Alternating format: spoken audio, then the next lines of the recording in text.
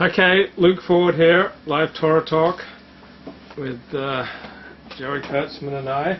And this week's portion is Vayetze, and that means it's from the book of Genesis, starting with chapter 28, verse 10.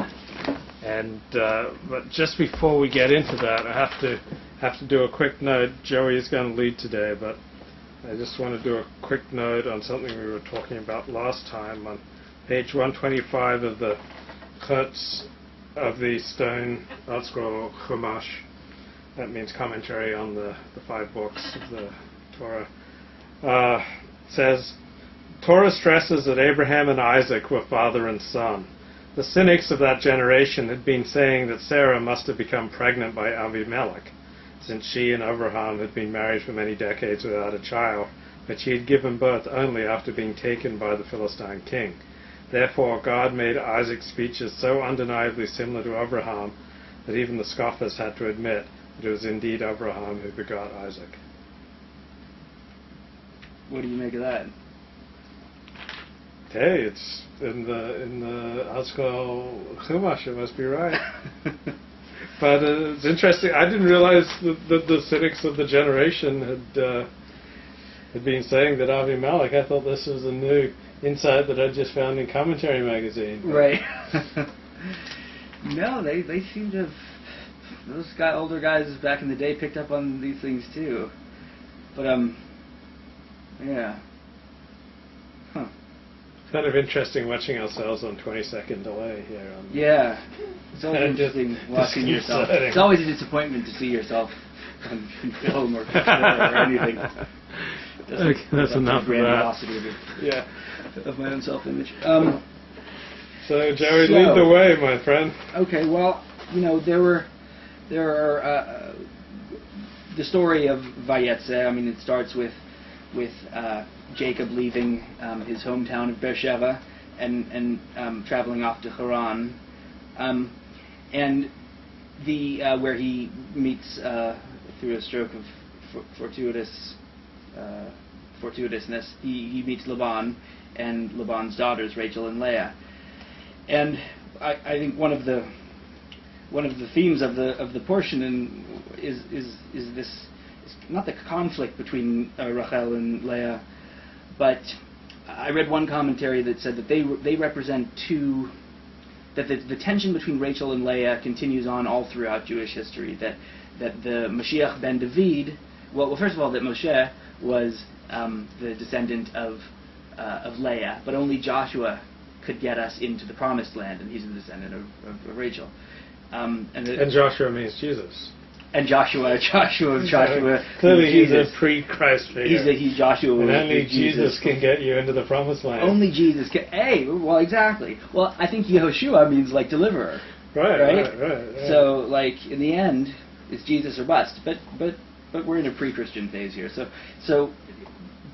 But also when there's two messiahs, two Mashiachs that are coming, Mashiach ben David and Mashiach ben Yosef, and ben Yosef is Rachel's heir, and ben David will be Leah's heir. So there's a lot going on there with Rachel and Leah. I guess what do you make of the differences? I don't know. What do you make of the two of them? Well, Rachel is hot and Leah is not. Right. I mean, and the ugly have always had a burn on the beautiful. So I think that's kind of the. What do you mean burn? Like they've resented it. Right. So I mean, think about all the ugly chicks out there who are watching his video and like wish that they looked like Monica and Helen, but don't. Right. Well, that's true, but it's one of the great conflicts in Jewish history. I think in human history, but there's still, but Leah's brings some stuff to the table too. I was interested in the way it described them physically when Jacob saw them. One, that Leah had tender eyes and Rachel had fine features and a fine countenance or something.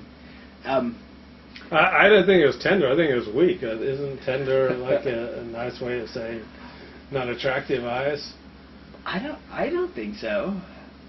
I mean, to me, tenderness is, the strong are always tender because they don't have to be, and the weak can be tender or try to be tender too. But no, tenderness comes from strength, I think. Well, I thought it was translated meaning weak, which I don't know, maybe just me, but I didn't have a thing for girls with weak eyes. It just isn't. Well, not weak. Well, weak eyes are like shifty, like downcast eyes. Down syndrome eyes. What No, many people don't realize is that Leia had Down syndrome. Is there a precedent for that, or is that that was just my innovation? sudden Well, I disagree. I think, blinding inspiration. I think people with Down syndrome have warriors' eyes. they're so excited and they're so confident. Would you like to marry a Down syndrome I would not, but bigot? but that's because they don't have features that appeal to me. Yeah. You don't like the mongoloid look? Not so much. They have a simian crease, which is very interesting. They have a crease up here, which is interesting if you're into palmistry, because it's but if you're not, it's not interesting.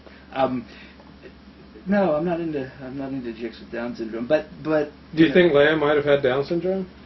No, my read on Leia is that she's a compassionate, fertile, a strong woman. Because a tender woman, to be tender, you have to look right at someone, and you have to see them, and you have to have compassion.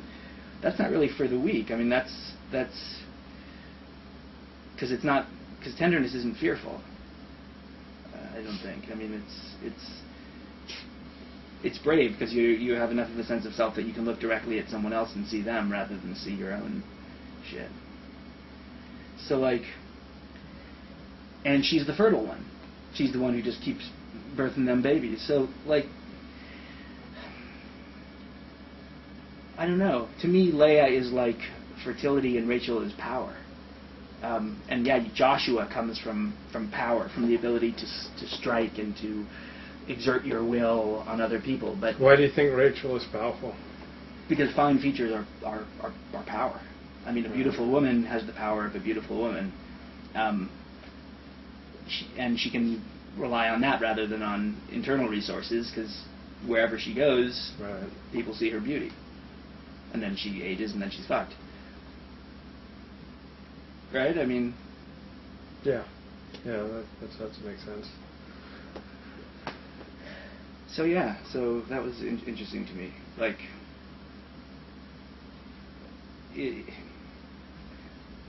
yeah. Well, on the way, I'll just jump in Yeah. here. Right at the beginning of the Parsha, it talks about Jacob having a dream that there was a ladder going up to heaven and angels were going up and down. And according to the Scroll commentary, Jacob was shown the guardian angels of the four kingdoms that would ascend to dominate Israel. Jacob saw each angel climbing a number of rungs corresponding to the years of its dominion, and then descending as its reign ended. Babylon's angels climbed 70 rungs and then went down, Media's angel 52, Greece's 130, but the angel of Edom Esav kept climbing indefinitely, symbolizing the current exile, which seems to be endless. Huh. Anything, you buy that? Well, by it you mean that it went down that way, or? Yeah. Do you think that's what the angels were representing? As the four kingdoms that would come to dominate Israel? Well, I mean, it doesn't say anything about that in the text itself. It just says the angels are ascending and descending. So, that's... Someone else thought that up as like a neat little metaphor somewhere along. Does it say who says that? Midrash Rabbah 29:2. I mean, I guess the way I approach it is when you get that kind of commentary, you don't look in the... It's not in the text, really. That's just another contribution from someone else. So that... I mean, yeah, that's a fine metaphor, because Esau... It's not just the exile, it's... Esau's descendants in Edom, I mean, that's blood, it's strife, it's pain, and to which the Jewish people are subjected, but to which everyone is subjected. It never ends. So it's like a Buddha. To me, that's like a Buddhist thing. Life doesn't happen without suffering. You can't avoid that. Now it says that when Jacob met Rachel, that he kissed her. Yeah. That's a little. I mean, before he even told her who he was. What about Shemer and Nagia? Yeah, that was my thought too. And it says he kisses her, and then he tells her who he is. So it's just